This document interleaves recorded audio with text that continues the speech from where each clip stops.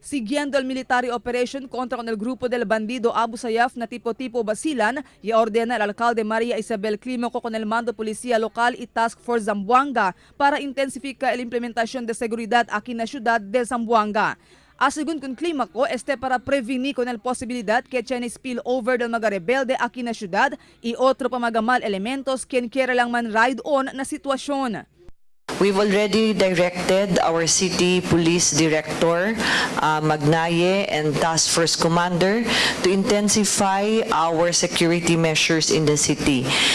This happened during the Araw of Kagitingan last Saturday, and we had more or less 300 representative candidates from Basilan, Sulu, and perhaps Tawi-Tawi here in peace signing agreement with regards to women against violence held by the COMELEC.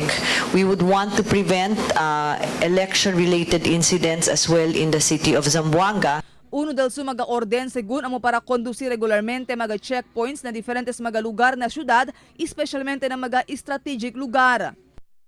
But we would like to assure the public that thus far, our police and military have been conducting their continued checkpoints in the city to ensure the safety of everyone.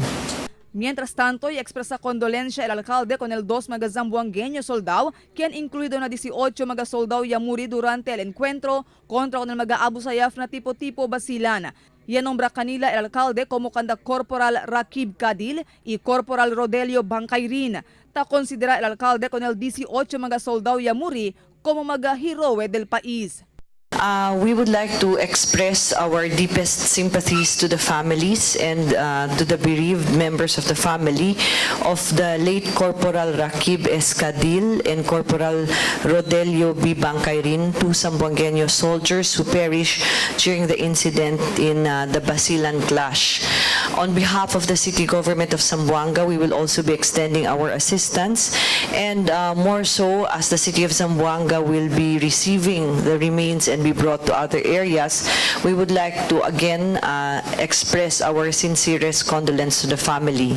Marifita Mayo, Dateline Zamboanga.